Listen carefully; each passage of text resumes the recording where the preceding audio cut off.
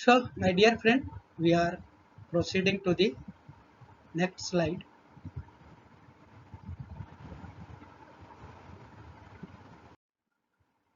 Accounting basic we are discussing. So, in last slide, we have already taken the introduction about the class 11, 12, BCom, BBA, MBA, and this is a little bit my formation. So, now we are going to discuss the purpose of closing entries, why we are making it. So, basic purpose of closing entries updates the owner's capital account in the ledger by transferring net income loss and owner's drawing to owner's capital.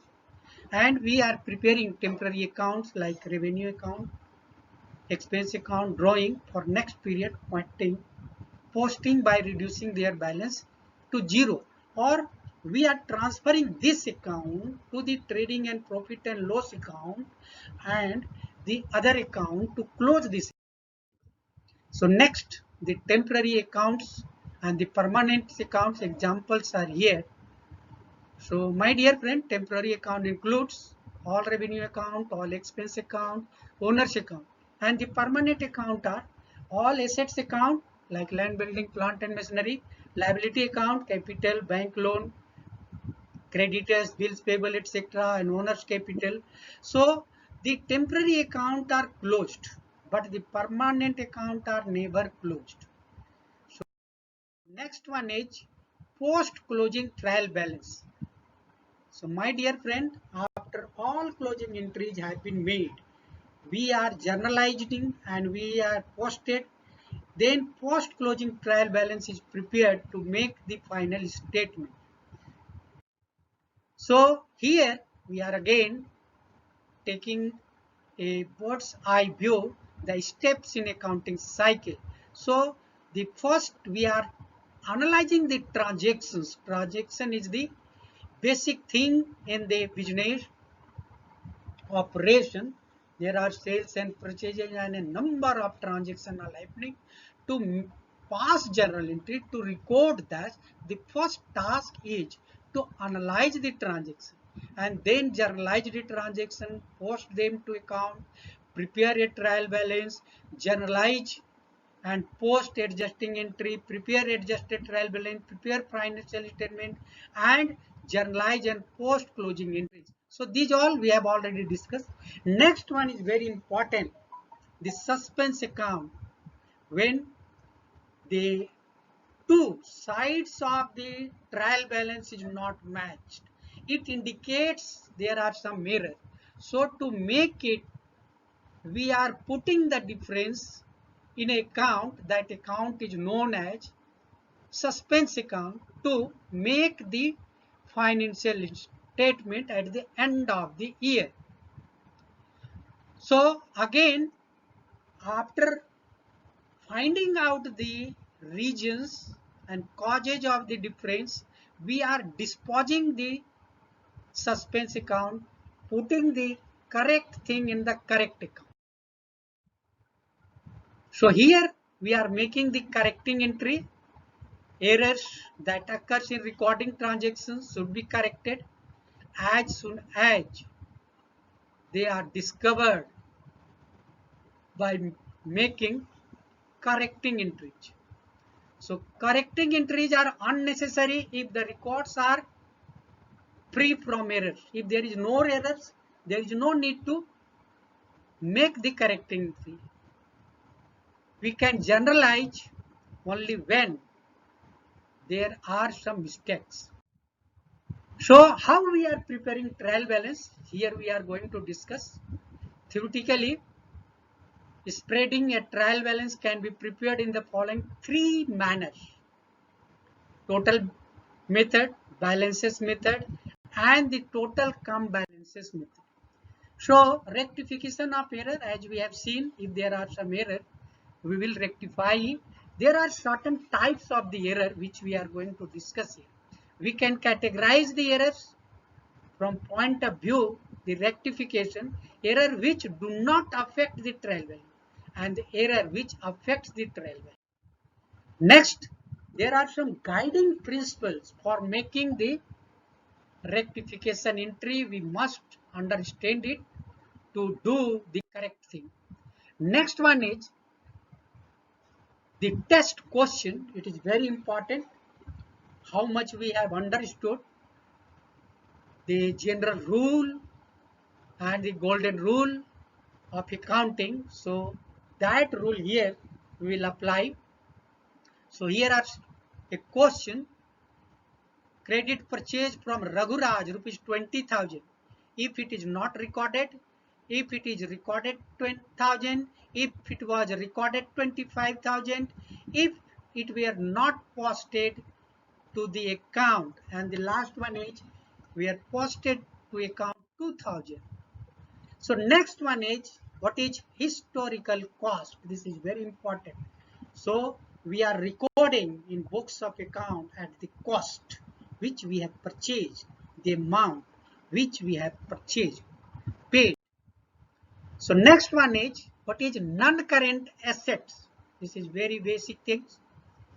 So these all are the revision. We have already discussed it. So this is the long-term assets. So we can have the example investment, property, land, building, plant and machinery. There are some intangible assets like patent, copyright, trademarks, etc. So current assets, this is again the assets which are convertible into cash within a year is called current assets, like cash, bank, stock, debtors, bill receivable, etc. Next one is meaning of trial balance. What does it mean? A statement showing the abstract of the balance sheet, debit or credit from the various account. With the help of this we are preparing it. So the trial balance is the test and accuracy of the entry which is made in the books of account. There are certain objectives, my dear friend. The main objective of preparing trial balance is to ascertain arithmetical accuracy, help locating errors, to help preparing final account. Various types of error as we have seen and discussed. So there may be error of omission which is omitted, error of commission, error of principles and compensating errors. So these all are the various errors. Before rectifying it, we must understand it clearly. So there are again for your revision, long-term investment, what does it mean? This is the investment and the resources can be realized after 1 year and in long term. Next one is capital assets. What does it mean? So all tangible resources are called capital assets, like property, plant, equipment, natural resources. So here examples we have already discussed it. This is for the revision purposes here. Time and again we are discussing so that our knowledge can be perfect and complete. So what is posting? Recording an entry in an account in the general ledger or in subsidiary account is called posting. Common size balance sheet. What does it mean? It is a vertical analysis, result in common size financial analysis. A common size balance sheet is a balance sheet where every rupee has been related to the percentage of total assets. So capital assets, this is intangible assets like goodwill, patent, copyright, etc. What is depreciation? It's a decrease in the value of permanent assets. This is a fixed asset. It's called depreciation. This is very, very important concept. So current liability. My dear friend, this is again for the revision purposes. This is the liability which is payable within a year. It's called current liability, like account payable, bills payable, creditors, bank overdraft, etc. Long-term liability. It is expected to be paid after 1 year and long run. This is the resources. Here examples are capital, payable, bonds payable, mortgage, lease liability, bank loan. Equity capital, equity or capital, in case of proprietorship, the capital contributed by the owner is called capital. And next one in partnership, the amount contributed by the partner are called partner's capital. And in case of corporation and company, the capital is called share capital. It includes retained earning as well. Then liquidity. Liquidity means cash or bank. Liquidity measures ability to pay short-term obligations when they come due. Working capital is one important measure of liquidity. Working capital is equal to current assets minus current liability. So my dear friend, again here we are revising the accounting principles. These are the general rules, concept that governs the field of accounting. The general rules referred as basic accounting principles and guidelines from the groundwork on which more detailed, complicated and legalistic accounting rules are based. So all rules are generated and developed from the accounting principle, like in double entry system and dual aspect concept, where debit is always equal to credit, and the rules for the personal account, debit the receiver and credit the giver, and in case of real account, debit what comes in and credit what goes out, and in case of nominal account, debit all the expenses and losses and credit all the incomes and gains. So my dear friend, these all are the revision purposes. We are doing time and again so that we be perfect.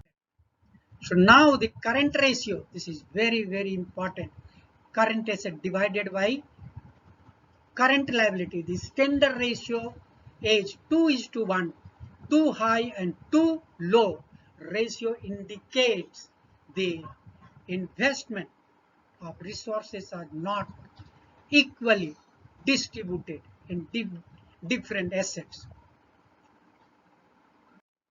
So here, my dear friend, we are providing all these services on behalf of Vishwa Manav Kalyan Charitable Trust. This trust is dedicated to the welfare of the human being. So for your kind help, this information is provided. Thank you very much.